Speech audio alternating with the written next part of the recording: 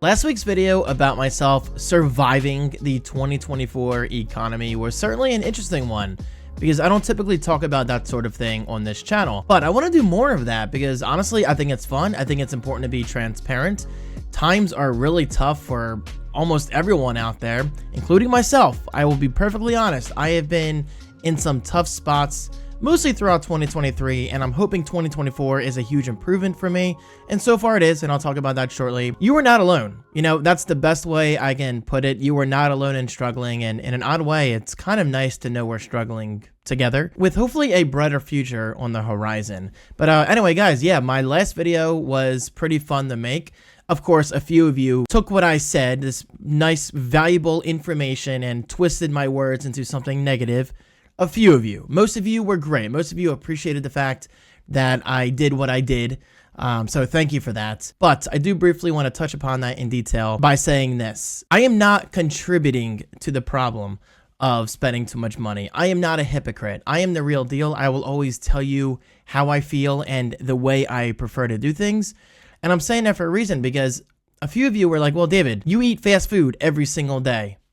I don't. You do this, you do that. You don't cook. I do cook if you pay attention. I can't stand when people watch like an 8 or 10 minute video and just assume they know what I do 24 hours every single day. Let's not forget, guys, everything you see on the internet is just a tiny, tiny, tiny percentage of that person's life. You can never, ever forget that. Okay. With that out of the way, let's jump into it, guys. In today's video, I am going to detail for you 5 ways that I'm saving money in 2024. And honestly, I think this is a really good list, especially number 3. Number 3 is huge, and I just started exploring that strategy last week. And guys, let me tell you, it's already saved me literally over $100 every single month. And well, that's incredible. Okay, so let's begin with number 1. I talked about this last week, but I'm going to talk about it again. Let's begin with food. There's absolutely no reason why you need to be overspending on food. Yes, I'm still going to places like Sheetz and Wawa and McDonald's every week because that's part of my routine, but also because it's a cheap lunch. It's a cheap dinner. You don't have to be spending $12 to $15 every time you go to these places like I used to. Guys, I am guilty of that. I will be 100% honest with you right now. I used to spend on average like 12 to 15 bucks every time I'd go to Sheetz. That's a lot of money if you add it up throughout the week, throughout the month, especially throughout the year. I don't even want to know how much money I spent in 2023 alone at places like Wawa, Sheetz, Rudders, and McDonald's, yeah, here and there. And I say that about McDonald's for a reason because nowadays my average lunch is between $4 and $8. Anytime I'm going to McDonald's, I always use the app to get a free medium fry. Nobody, and I mean nobody, actually needs a large fry. Scale back. Save yourself the $4. Just use the app to get yourself some free medium fries and maybe like a double cheeseburger for like $3 or $4. Without a drink, you're spending on average $4 for lunch. At least I am. And I think that's incredible. And guys, that's so much better than spending $12 to $15 every single day for lunch. So for me, I'm proud of that. Not going to lie. And yes, I get it. There are better places to eat, but I do things my way. You do things your way. Hey, there are some people out there willing to spend $4 or $5 on a cup of coffee from Starbucks every single day. Me personally, I just can't do that. I can't financially do that and feel good about it, you know? That's just not me. But others can, and that's great. You know why? Because it's none of my business. Okay, so moving on to number 2. I have canceled nearly all of my monthly subscriptions. Guys, this is huge. This alone can save you so much money. I no longer pay for services like Netflix, Hulu, Paramount Plus, Apple TV Plus. They're all out the door. Well, mostly because I have friends who have amazing Plex servers. I'm currently getting free access to Netflix since my dad got a deal with T-Mobile.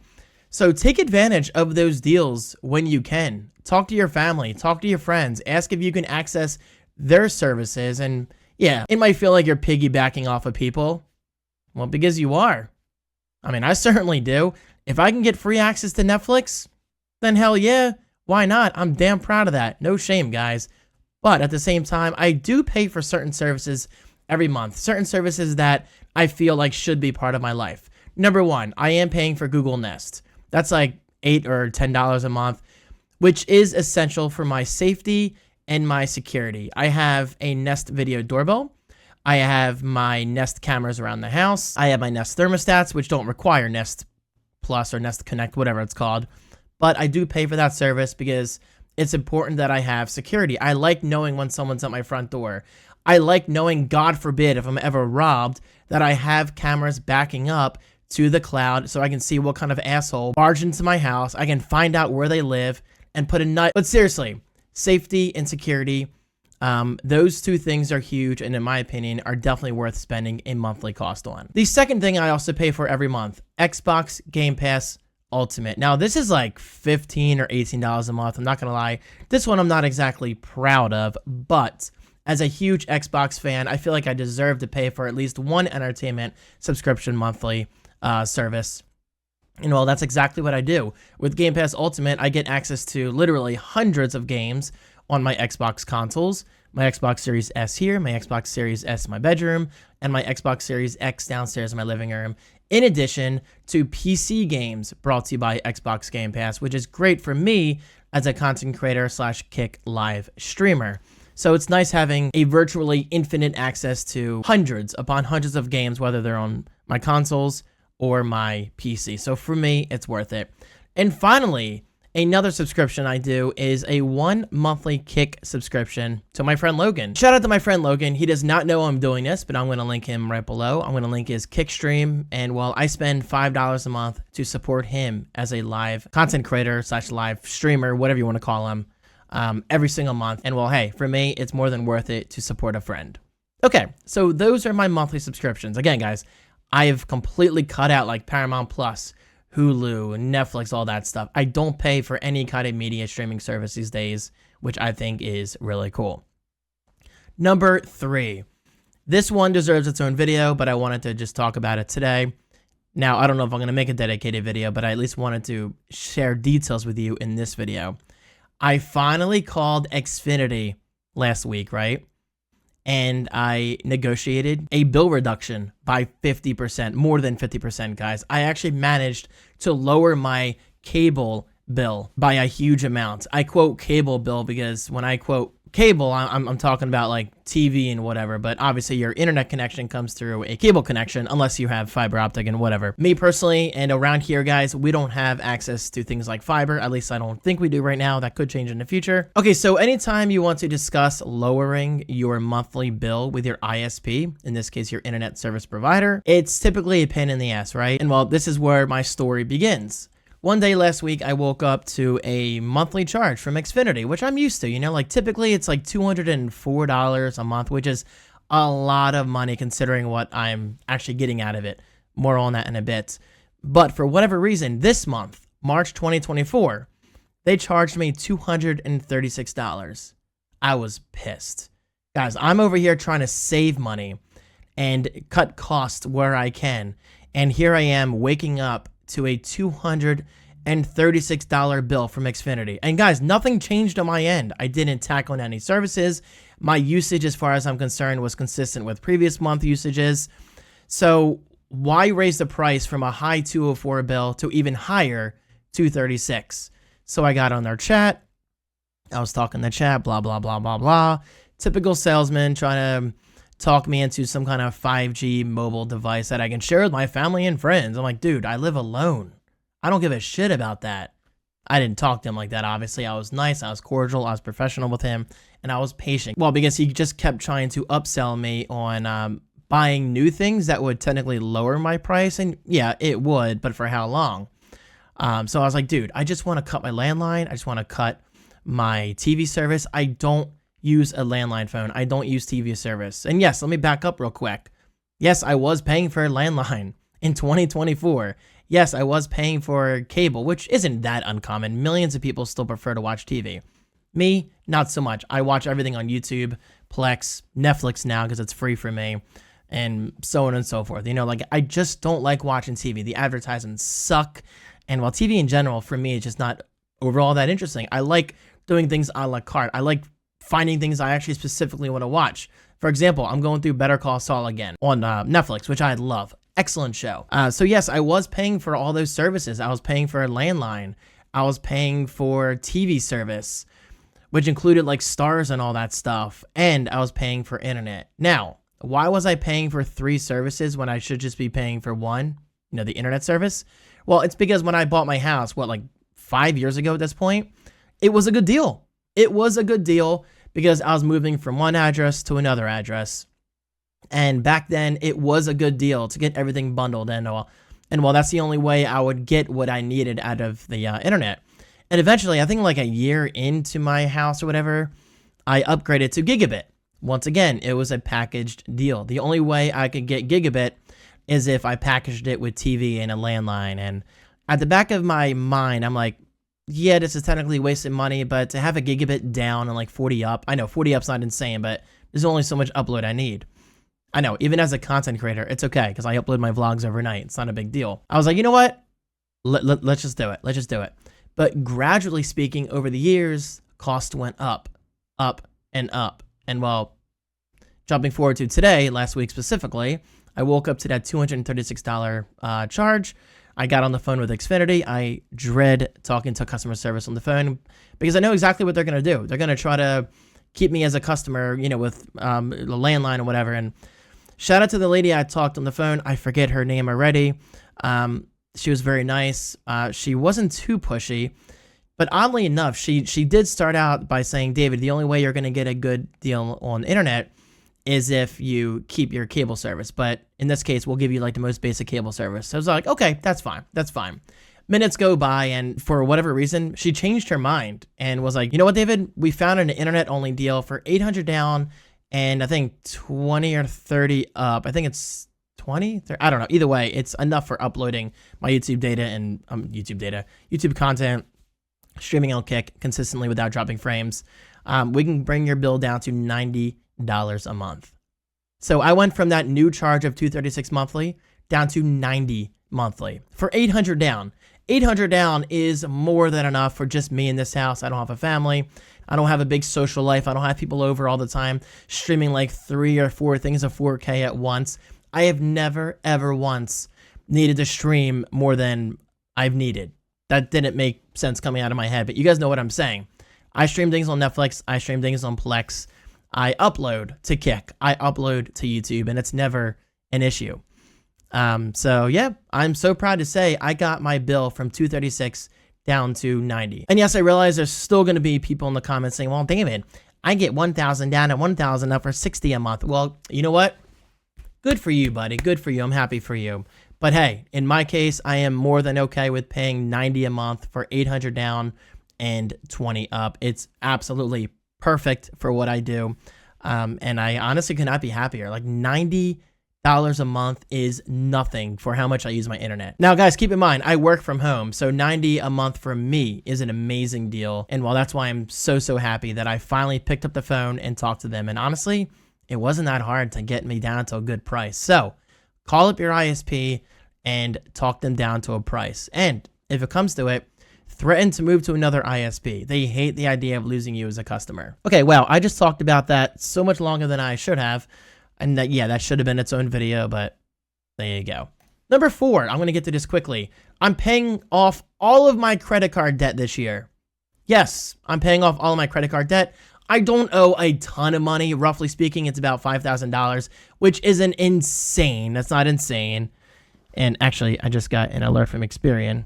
Not related to that. It's okay. But yes, I do plan on paying off all of my debt this year. I'm already $2,000 closer to having that paid off in a couple weeks or so after a payment clears from a recent web design client. More on that in a bit. But as of today, I have a credit score of 805, and I'm proud of that. But I do want to pay off all my credit cards because, well, in theory, the less money I owe, the less interest I'll be paying, right? Obviously, that's typically how credit cards work. That's typically how these financial institutions make their money. So any large payments that come in are going to be going towards my credit card. So going back to what I just said about 30 seconds ago, I have been pushing myself more as a web designer. And recently I had a really good client and they just paid me yesterday. Now, unfortunately, it's going to take like a week or two for that payment to clear because Squarespace, Stripe, all that stuff is currently connecting with my checking account, all that stuff. But I do have a good chunk of money coming my way, and all of that is going towards my credit card debt. So then after that, I'll owe like maybe $2,500, $3,000, depending on what I pay. So guys, I'm proud of that. That is huge. And there's absolutely no reason why I cannot pay off my credit card debt. Now, thankfully, I've been somewhat responsible. And yeah, I get it, David, if you're responsible, you shouldn't owe $5,000 in credit card debt. But realistically speaking, you'd be surprised, guys. $5,000 in credit card debt is not a ton of money.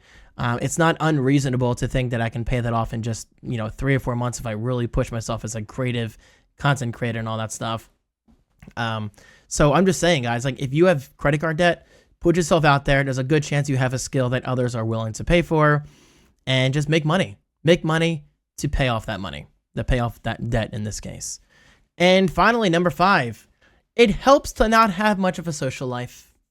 This one's kind of sad and weird to talk about openly, but at the same time, I don't give a crap what others think of me. I'm not a very sociable person. I mean, I used to be in college. I used to go to parties every single weekend. Do I miss those days?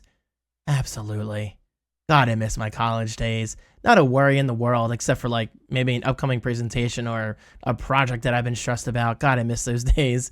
I miss those days so much. Seeing people every single weekend, drinking every weekend, partying every weekend.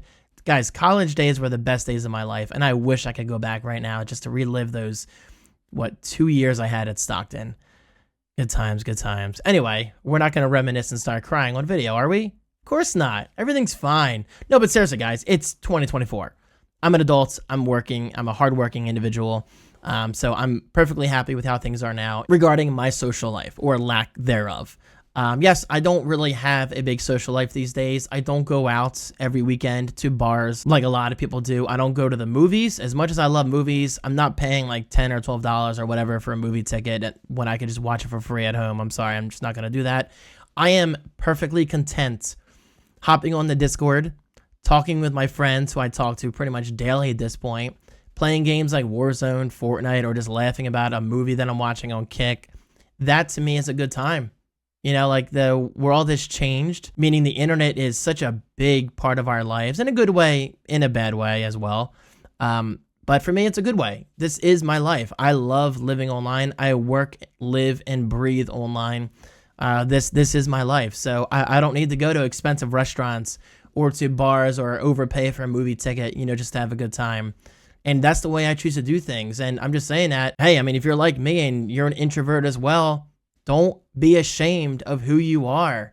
Stay inside, save money, enjoy a movie at home, hop on Discord with your friends and laugh about jokes or watch a movie together. You don't have to go to a restaurant. You don't have to take expensive vacations to truly live the best of your life. And if you do, nothing wrong with that as well. Like if you're going on a trip to Japan next month, good for you. Am I jealous? Absolutely. I can't afford that right now, but you do you and I'll do me, guys. We only live once.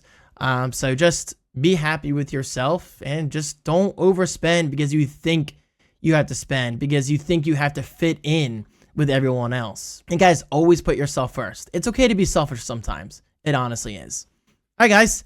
This video is probably over 20 minutes long. I did not expect to talk this much.